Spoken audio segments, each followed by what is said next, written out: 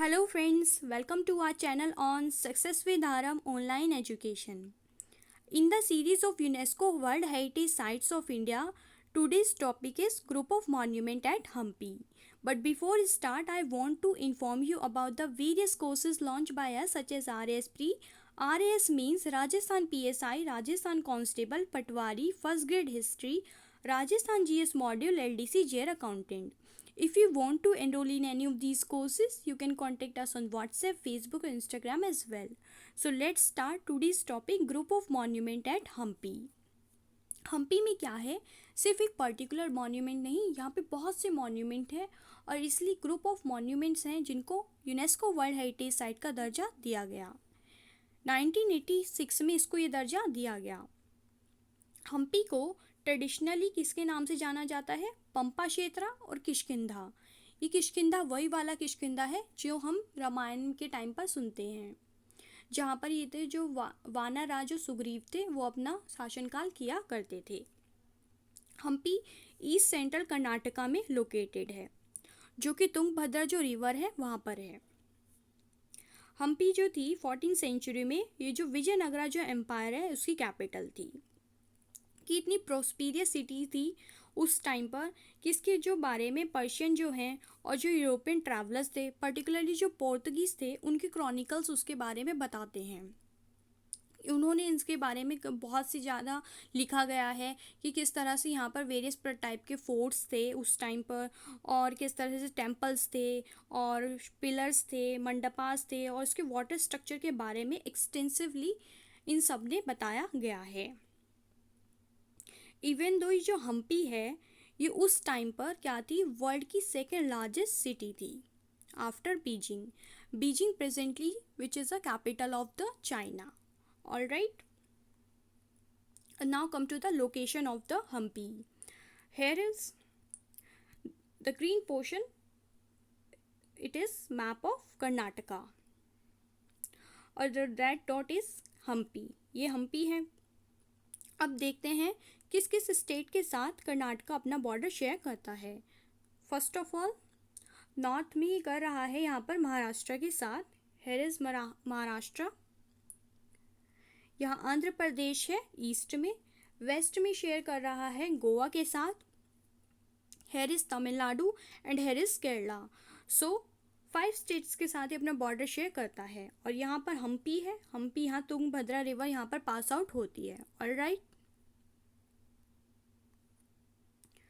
ये जो विजयनगरा जो सिटी है इसको विद्यानगरा एम्पायर के नाम से भी जाना जाता है, क्योंकि जब इसको इस्टेब्लिश किया गया था तो ये इनके जो विद्या नारायण थे वो एक सेज थे, मतलब साधु थे, उनके ऑनर में इसको इस्टेब्लिश किया था. और ये बनाया गया था 1336 टू 1570 AD में, जो कि हरिहरा वन से सदाशिव राय जो थे उनका टाइम पीरियड है. हम्पी जो है वो विजयनगरा एम्पायर से पहले भी था, जैसे कि अभी पहले बताया गया है कि किष्किंधा जो था वो हम्पी वाली लोकेशन पे ही था. और इवन दो जो अशोका की जो एपिग्राफी है वो भी हम्पी में हमें देखने को मिलते हैं. हम्पी में डिफरेंट टाइप के रिलीजियस सेंटर हैं, जैसे कि विरूपाक्षा जो टेम्पल है वो बहुत ज़्यादा फेमस टेम्पल है यहाँ का.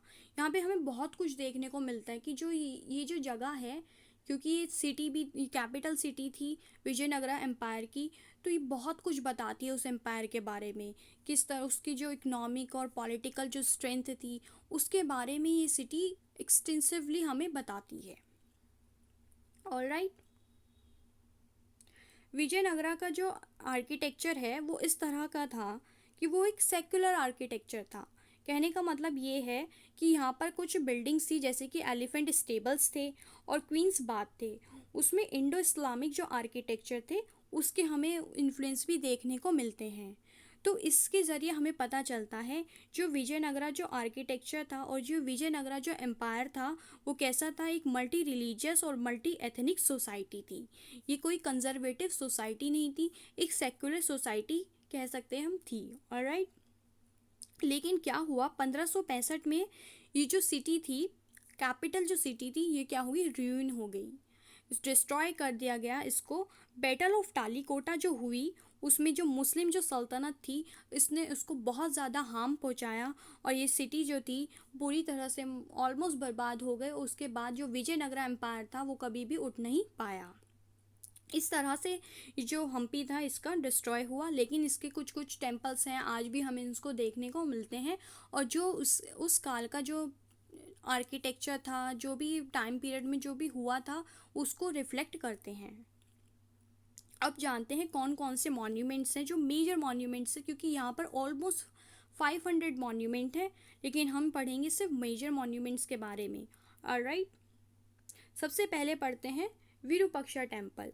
विरूपाक्षा जो टेम्पल है वो ओल्डेस्ट और प्रिंसिपल टेम्पल है हम्पी का। ये साउथ बैंक ऑफ तुंगभद्रा जो रिवर है वहाँ पर लोकेटेड है।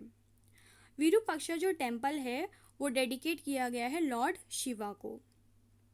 इसमें क्या है, छोटे छोटे अलग टेम्पल भी बनाए गए हैं, गोपुरम है, हिंदू मोनेस्ट्रीज हैं और वाटर टैंक हैं और कम्युनिटी किचन भी बनाए गए हैं।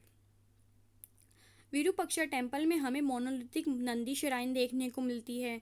दुर्गा, शिव और पंपा देवी टेम्पल भी हमें देखने को मिलते हैं। यह है विरूपाक्षा टेम्पल। विरूपाक्षा टेम्पल में यहाँ से देखो हो रही है पास आउट तुंगभद्रा रिवर, और यहाँ पर ये वैलीज हैं, माउंटेन्स वैली है, और ये है हमारा विरूपाक्षा टेम्पल। और छोटे छोटे से ये टेम्पल्स यहाँ पर इसमें बनाए गए हैं। All right, this is the Virupaksha temple. Now come to the Vitthala temple. Vitthala जो टेम्पल है वो किंग देवराय जो 2 थे उन्होंने बनवाया था। इसको विजय विठला टेम्पल भी कहा जाता है। विठला टेम्पल मेनली किसको डेडिकेट किया गया, लॉर्ड जो विठल हैं, जो कि लॉर्ड विष्णु जो हैं उनके अवतार माने जाते हैं। विठल टेम्पल द्रविडियन जो स्टाइल का जो आर्किटेक्चर है उसको बताता है, क्योंकि इतना सुंदर तरीके से बनाया गया है।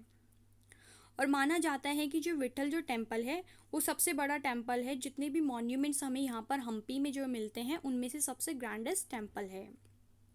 इसमें एक्सेप्शनल आर्किटेक्चर देखने को मिलता है, उस समय का जो क्राफ्ट्समैनशिप है वो दिखाई हमें पड़ता है। इसमें डिफरेंट डिफरेंट प्रकार की बिल्डिंग्स बनाई गई, जैसे हमें देखने कल्याणा मंडपा। कल्याणा मंडपा समझ सकते, कल्याणा मतलब शादी को कहते हैं, मंडपा वैसे भी हमारे यहाँ नॉर्थ में तो मंडपा शादी के मंडप से ही रिलेट होता है। तो ये किस लिए बनाया जाता था, शादी के लिए बनाया जाता था, यानी मैरिज हॉल्स होते थे एक टाइप के। और उत्सवा मंडप बनाए जाते थे जहाँ पे कोई उत्सव सेलिब्रेट किया जाता था। इस तरह के डिफरेंट डिफरेंट टाइप की यहाँ पर बिल्डिंग्स बनाई गई और 3 एंट्रेंस गोपुरम भी बनाए गए। यहाँ पर एक गरुड़ श्राइन भी हमें देखने को मिलती है, जो कि किसकी बनी है, fully made up of granite stone. ये है हमारा विठला टेम्पल, ठीक है। और इस तरह से विठला टेम्पल में गरुड़ श्राइन भी बनी हुई है। गरुड़ जो है लॉर्ड जो विष्णु थे उनका वाहन था, तो इस तरह इसलिए यहाँ पर स्पेसिफिकली गरुड़ श्राइन बनाई गई है, जो कि एंटायरली ग्रेनाइट स्टोन से बनी हुई है। Now come to the Hazara Rama temple. जो टेम्पल है ये लॉर्ड राम को डेडिकेट है। नाम से ही पता चल रहा है, रामा टेम्पल, लॉर्ड रामा। यहाँ पे क्या है, जो राम जी की जो ये रामायण जो थी उसके बारे में बताया गया, स्टोरी यहाँ पर डिपिक्ट की गई है। ऑलराइट, ये है हमारा हजारा रामा टेम्पल। नेक्स्ट है कृष्णा टेम्पल।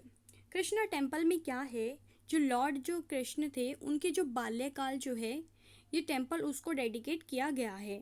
टेम्पल में उनके बाल्यकाल से रिलेटेड जो भी चित्रित है उनको बताया गया है।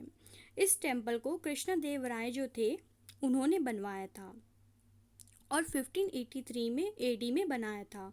हुआ ये था कि जो ये कृष्ण देव राय जो थे उन्होंने बैटल लड़ी थी, उसमें इन्होंने उत्कल जो था उसको जीत लिया था और कुछ ईस्टर्न रीजन उदयनगरी को भी जीत लिया था, जो कि पार्ट है अब किसका, उड़ीसा का। तो उसके ऑनर में इन्होंने ये बाद में ये टेम्पल बनवाया गया था, जिसको कृष्णा टेम्पल कहा जाता है। ये है कृष्णा टेम्पल। ऑलराइट, अब ये जो हम्पी है इसमें ये जो गरुड़ श्राइन है जो विठला टेम्पल की, ये 50 की जो न्यू नोट्स है आरबीआई ने इशू किया था इसमें फीचर्ड की गई है। ये बहुत ज़्यादा इम्पॉर्टेंट हो जाती है, क्योंकि आप देख रहे हो कि जो आरबीआई जो है वो जो न्यू नोट्स उन्होंने निकाले हैं उसमें क्या है, हमारी यूनेस्को वर्ल्ड हेरिटेज साइट्स को स्पेसिफिकली मेंशन किया है।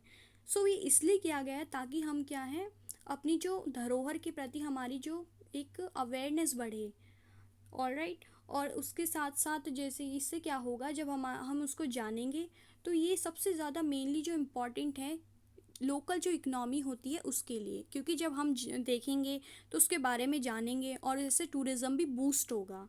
तो इस वजह से आरबीआई एक कह सकते हैं हमने एक मुहिम स्टार्ट कर रखी है कि हमारे को जो यूनेस्को वर्ल्ड हेरिटेज साइट है, एक तो लोगों के प्रति जो जागरूकता है उसको बढ़ाने के लिए कि ताकि हम अपनी धरोहर को सहेज कर रखें, संभाल के रखें। और दूसरा क्या है, सबसे ज़्यादा जो टूरिज़्म को बूस्ट करने के लिए, ताकि क्योंकि सबसे ज़्यादा बेनिफिट्स इनसे जो लोकल जो पीटी ट्रेडर्स होते हैं उन्हीं को ही होता है। और साथ ही साथ जब हम फॉरेनर्स आएंगे तो वो जब हमारी करेंसी देखेंगे तो उनमें भी एक बहुत ज़्यादा उत्सुकता होगी जानने के लिए कि कौन सी साइट है। तो इस तरह से ये जो आरबीआई ने मुहिम स्टार्ट करी कि it is a very very good step. So आप लोग भी ट्राई कीजिएगा कि छोटी छोटी चीज़ों को ध्यान दें, और जब भी अगर मौका मिले तो हमारी जो ये मॉन्यूमेंट्स है उसको ट्रैवल करें, ताकि साथ के साथ अपनी जो भारत की जो धरोहर है, भारतीय संस्कृति है, इसको सहेज कर रखें। So this is a complete analysis of this lecture. If you like it, hit the like button and subscribe our channel, and thanks for watching.